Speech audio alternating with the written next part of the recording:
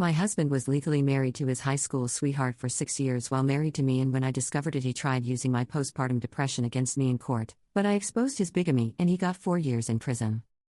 I'm sitting in the house that is now solely mine, watching my 2 children play in the backyard, and I still cannot believe how close I came to losing everything. My name is Rebecca, I'm 34 years old, and for 7 years I was unknowingly in a bigamous marriage with a man who had never actually divorced his first wife. When I discovered the truth 8 months ago, he tried to destroy me in the most vicious way possible. Instead, I destroyed him, and I have zero regrets about it. I met David when I was 25. He was a pharmaceutical sales representative who came into the hospital where I worked as a nurse. He was charming, successful, and seemed genuinely interested in me. We dated for about a year before he proposed. He told me he had been married once before in his early 20s, but that it had ended badly and he did not like talking about it. I understood and did not push for details. People have painful pasts, and I respected his privacy. We got married in a small ceremony with just family and close friends. David's parents came but seemed oddly distant during the wedding. I chalked it up to them being reserved people. We never discussed his first marriage again after we got engaged. He said he wanted to focus on our future, not his past. Looking back, I should have questioned why someone would be so secretive about a previous marriage, but I was in love and trusted him completely. The first few years of our marriage were good. David traveled frequently for work, sometimes gone for a week at a time visiting different cities. I was working long nursing shifts and appreciated having the house to myself sometimes. We bought a nice home in a good school district, planning for the family we wanted to start. David was making excellent money in pharmaceutical sales, and I had a solid income as a nurse. We were financially comfortable and seemed to have a stable marriage. I got pregnant with our first child about 3 years into our marriage. Our daughter Emma was born after a difficult pregnancy that left me with severe postpartum depression. I struggled for months after her birth, barely able to function. David was supportive at first, taking time off work to help with the baby. But after a few weeks he had to go back to traveling for work, and I was left alone to deal with a newborn while battling depression. I ended up taking a year off from nursing to focus on my mental health and caring for Emma.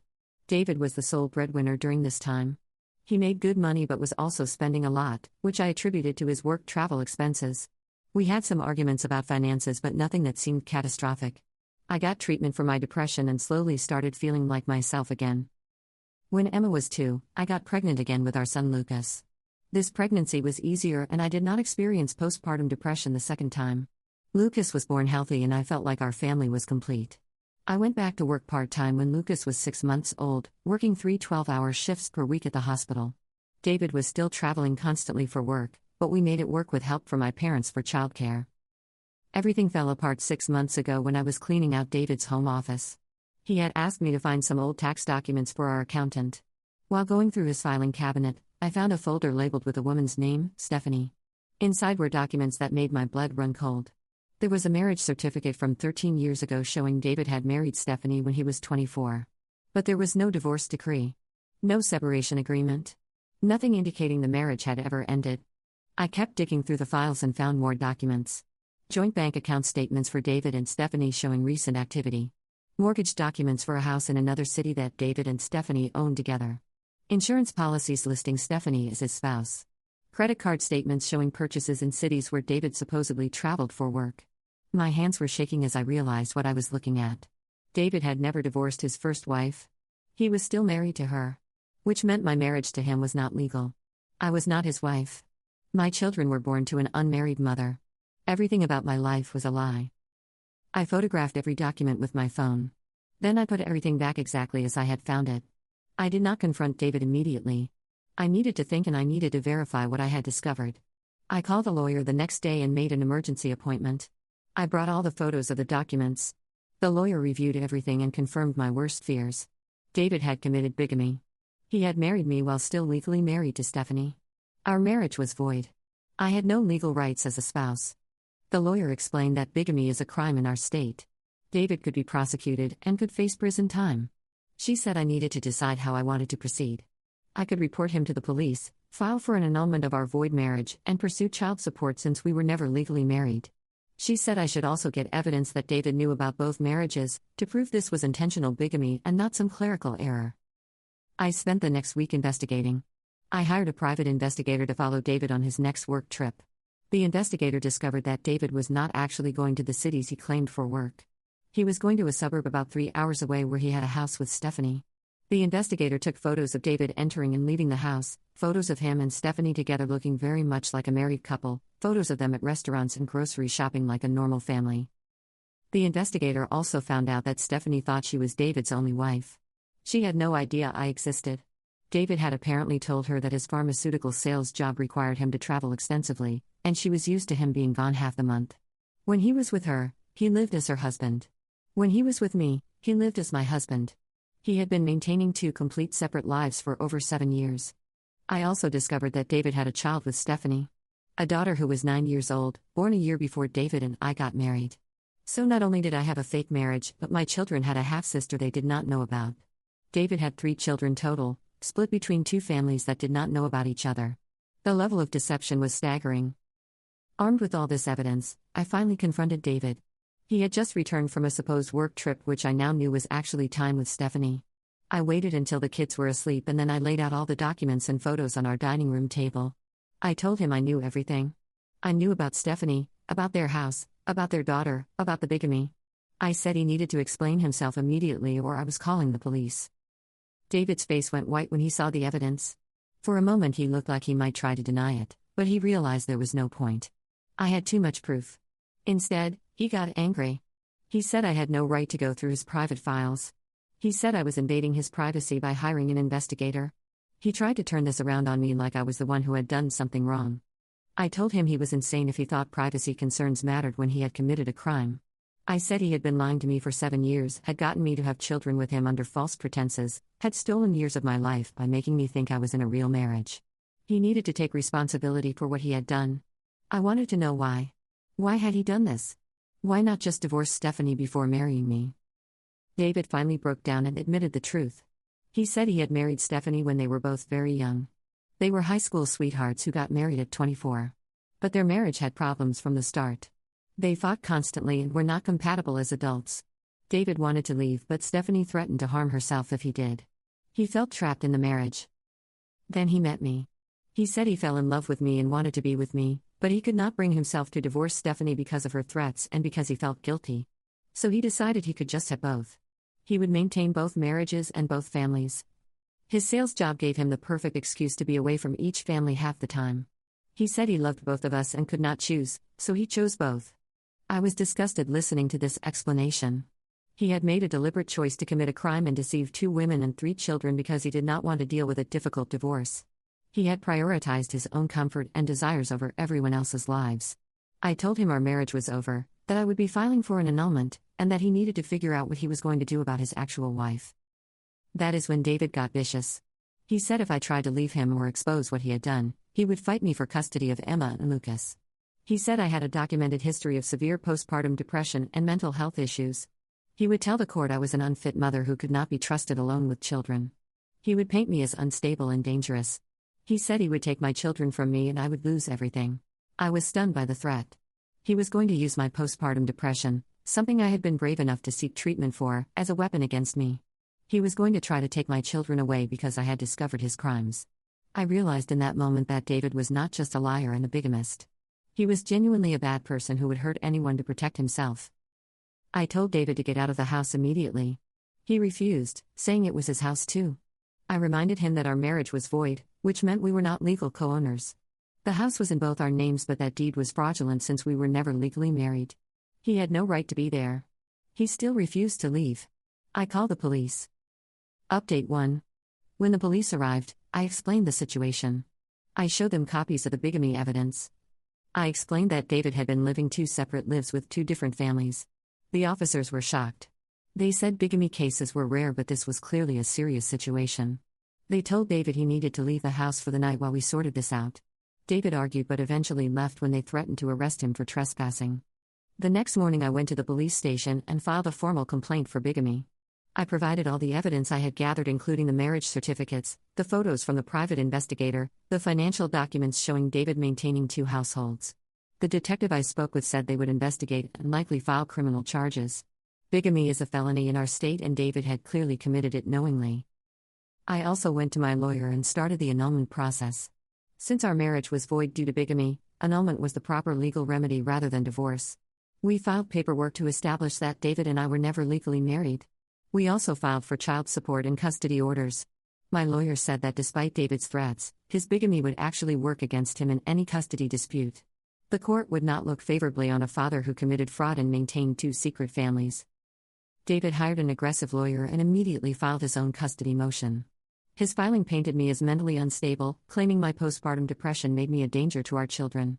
He claimed I had been neglectful and that the children would be better off in his primary custody. He requested that I only get supervised visitation until I could prove I was mentally fit to parent. Reading his filing made me physically ill. He was trying to use the hardest period of my life against me. Having postpartum depression after Emma's birth had been terrible, but I had gotten help and recovered. I had been a good mother to both my children. David was twisting the truth to make me sound like an incompetent parent just to avoid consequences for his own crimes. My lawyer filed a response that detailed David's bigamy, his deception, and his financial fraud. We included statements from my therapist confirming I had fully recovered from postpartum depression years ago. We included statements from my parents and friends about what a good mother I was. We pointed out that David had been absent for half of our children's lives because he was with his other family. The judge would have to decide who was really the unfit parent. Meanwhile, I reached out to Stephanie. I felt she deserved to know the truth about David's double life. I sent her a letter with copies of evidence showing David and I had been together for 7 years. I explained about our 2 children. I said I had just discovered she existed and that David had never divorced her. I apologized for unknowingly being part of the situation that had deceived her. Stephanie called me 2 days after receiving my letter. She was devastated. She had no idea David had another family. She thought his constant travel was legitimate work. She said there had been signs over the years that something was off, but David always had explanations. She never imagined he was living a completely separate life. She asked if we could meet in person to compare notes about David's lies. Stephanie and I met at a coffee shop halfway between our cities. It was surreal sitting across from David's actual legal wife, both of us victims of the same man's deception. We went through everything, comparing timelines and stories. We realized David had been incredibly careful to keep us separate. He had different phone numbers for each of us. He had separate bank accounts and credit cards for each household. He had been meticulous in his deception. Stephanie told me about their daughter, Nina. She was 9 years old and believed her father was a traveling salesman who loved her but had to be away for work.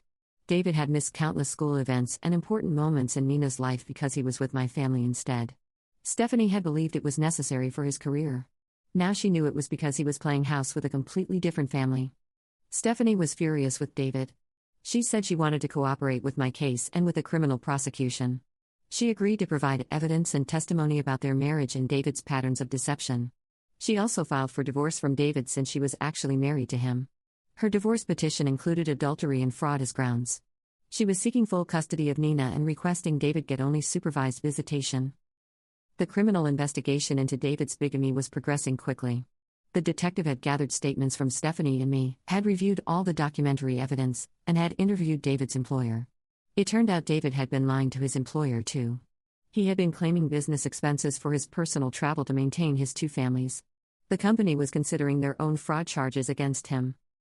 David was arrested about 6 weeks after I confronted him. He was charged with 1 count of bigamy and 3 counts of fraud related to his false marriage license and the fraudulent property deed for our house. He was released on bail, but the conditions included no contact with me except through lawyers and only supervised visitation with Emma and Lucas. His parents posted his bail, but even they seemed disgusted with him once they learned the full extent of his deception. The custody hearing happened before the criminal trial. My lawyer presented evidence of David's bigamy, his deception, his fraud, and his long absences from our children's lives. We presented my mental health records showing I had fully recovered from postpartum depression years ago and had been in therapy for maintenance. We presented statements from my employer confirming I was a competent professional who worked regularly with vulnerable patients. David's lawyer tried to argue that my postpartum depression history made me a risk. But the judge was not buying it. The judge said that postpartum depression is a common and treatable condition, and that seeking help for it showed responsibility rather than instability. The judge said David's bigamy and deception showed far worse judgment than anything I had done. The judge granted me primary custody of Emma and Lucas, with David getting only supervised visitation pending the outcome of his criminal case. David was furious about the custody decision. He tried to call me multiple times in violation of the no-contact order. He sent emails through his lawyer threatening to appeal. He told people I had turned his children against him and poisoned them with lies. The truth was that Emma and Lucas barely noticed his reduced presence because he had always been gone half the time anyway. They adjusted quickly to the new custody arrangement. Update 2. David's criminal trial happened about 4 months after his arrest. The evidence against him was overwhelming. Both marriage certificates proving he was married to 2 women simultaneously. Financial records showing he maintained 2 households. Photos from the private investigator showing him living with Stephanie. Testimony from both Stephanie and me about his deception. His employer's records showing he had defrauded them on expense reports. David's lawyer tried to argue that it was all a misunderstanding, that David had thought his first marriage was dissolved, but nobody believed that defense. The most damaging testimony came from David himself. His lawyer put him on the stand to try to explain his actions. David claimed he had been confused about his marital status and had not intended to commit bigamy. But under cross-examination by the prosecutor, David admitted he had known all along that he was still married to Stephanie when he married me. He admitted he had maintained 2 separate families deliberately. He tried to justify it by saying he loved both of us and could not choose, but this just made him look worse. The prosecutor played recordings of David threatening me about custody. The prosecutor showed emails where David had admitted to friends that he was living a double life. The prosecutor presented evidence that David had spent over $600,000 maintaining his 2 families over the years, much of it fraudulently obtained through fake expense reports to his employer. The case was airtight. The jury deliberated for less than 6 hours before finding David guilty on all counts. 1 count of bigamy and 3 counts of fraud. The judge scheduled sentencing for 3 weeks later. David was allowed to remain free on bail until sentencing, but he was ordered to have 0 contact with me or Stephanie except through lawyers. David's life completely fell apart while awaiting sentencing. His employer fired him immediately after the guilty verdict and filed a civil lawsuit to recover the fraudulent expense money. Stephanie's divorce was finalized and she was granted full custody of Nina, with David getting no visitation rights until after his criminal sentence was served. My annulment was granted and I was awarded full custody of Emma and Lucas, with David getting only supervised visitation. David's parents were so ashamed they cut off contact with him. David had to move into a cheap apartment because he could no longer afford either of the houses he had been maintaining. Stephanie got to keep their house in the divorce settlement. I got to keep our house through the annulment settlement since David's name on the deed was fraudulent. David's career in pharmaceutical sales was over because of the fraud conviction. He could no longer work in that industry. He was facing financial ruin on top of criminal punishment. At the sentencing hearing, both Stephanie and I gave victim impact statements. Stephanie talked about 13 years of marriage built on lies, about raising their daughter mostly alone while believing David's work excuses, about the financial and emotional devastation his deception had caused. I talked about 7 years of a fake marriage, about raising 2 children with a man who was lying about his most basic legal status, about the trauma of learning my entire life had been fraudulent. We both asked for the maximum sentence. David's lawyer asked for leniency. He argued that David had no prior criminal record and had provided financially for both families even if he had done so through fraud. He suggested probation rather than prison time. The judge was not sympathetic. The judge said David had committed serious crimes over many years, had shown no remorse, and had tried to use the legal system to punish his victims when they discovered his crimes. The judge said David needed significant punishment to deter others from similar conduct. The judge sentenced David to 4 years in state prison for the bigamy charge and an additional 2 years for the fraud charges, to be served concurrently. So effectively 4 years total. The judge also ordered David to pay restitution of $50,000 to me and $50,000 to Stephanie for the fraud and deception we had suffered. David would also have to pay back his former employer the $600,000 he had stolen through fake expense reports. David was taken into custody immediately to begin serving his sentence. Watching David being led away in handcuffs gave me a sense of closure I had not expected. This man had stolen 7 years of my life with his lies. He had made me believe I was building a family and a future with him when really I was just a side piece in his elaborate deception. He had 3 children he had failed, children who would grow up knowing their father was a criminal who lied to everyone. He deserved every day of his sentence. Stephanie and I have stayed in touch since the trial. We have become unlikely friends bonded by our shared experience of David's betrayal. We have introduced our children to each other. Emma, Lucas, and Nina are half-siblings and they deserve to know each other even if their father failed them. The kids get along well and we do occasional joint outings so they can build a relationship. It is strange but it works for us. My life has stabilized significantly in the months since David was sent to prison. I got a promotion at work and am now making enough to comfortably support Emma and Lucas on my own. I sold the house that David and I had shared because it had too many bad memories. I bought a smaller place that is truly mine alone, with no fraudulent deeds or tainted history. Emma and Lucas have adjusted well to our new life and rarely ask about David. I went back to therapy to process everything that happened. My therapist has helped me work through the betrayal and the trauma of learning my marriage was fake. She has also helped me address the guilt I felt about unknowingly being the other woman in Stephanie's marriage. Even though I did not know, I still felt responsible for the pain Stephanie endured. My therapist helped me understand that I was also a victim of David's crimes and should not blame myself for his choices. The divorce settlement gave Stephanie everything she asked for: their house, full custody of Nina, and a substantial share of David's remaining assets. My annulment settlement gave me our house and full custody of Emma and Lucas. Between the two of us, we got pretty much everything David had built up. He will leave prison with nothing but debt and a criminal record. His attempt to threaten and intimidate us into silence backfired completely. David tried to contact me once from prison through a letter. My lawyer intercepted it and read it first. She said it was full of self-pity and blame shifting. David apparently wanted me to know that prison was hard and that he felt I had overreacted by pressing charges. He said if I had just kept quiet about the bigamy, we could have worked something out. My lawyer shredded the letter without showing it to me. There was nothing he could say that I wanted to hear. His parents reached out through their lawyer asking if Emma and Lucas could visit David in prison. I declined. The children barely remember him since he was always traveling, and I see no benefit in them visiting a prison to see the father who lied about everything. Maybe when they are adults they can make that choice for themselves, but for now I am protecting them from the reality of their father's crimes. They know he made bad choices and is facing consequences, but they do not need the trauma of prison visits. Update 3. It has been 8 months since I discovered David's bigamy and 7 months since he was sentenced to prison. My life is completely different now, but in many ways it is better than it was before. I am no longer living a lie. I know exactly who I am and what my legal status is. I am a single mother raising 2 children on my own, and I am doing a good job at it. Emma just started first grade and is thriving. Lucas is in preschool 3 days a week and loves it. Neither of them seems particularly affected by David's absence. They mention him occasionally but without much emotion. Their real family is me, my parents who help with childcare, and Stephanie and Nina who we see about once a month. The children have a stable life even without David in it. Stephanie and I have developed a genuine friendship that goes beyond our shared trauma. We talk regularly about parenting challenges, about rebuilding our lives, about dating again eventually when we are ready. She understands what I went through in a way nobody else can because she went through the same thing. We joke darkly sometimes about how David managed to pick 2 smart, capable women and had thought he could deceive us forever. His arrogance was ultimately his downfall. Nina has had a harder time with everything than Emma and Lucas. She is older and remembers David better. She also believed for 9 years that she had a normal family with a father who traveled for work. Learning that her father had been lying and had another family was devastating for her. Stephanie has Nina in therapy to help her process the betrayal and abandonment.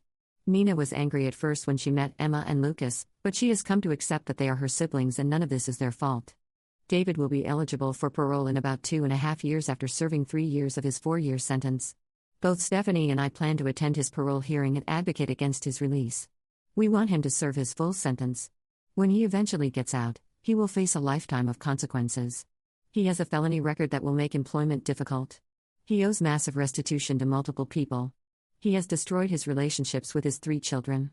His parents want nothing to do with him. His career is over. He built 2 houses of cards and they both collapsed on him. The civil lawsuit from David's former employer is still ongoing. They are seeking $600,000 plus interest and legal fees.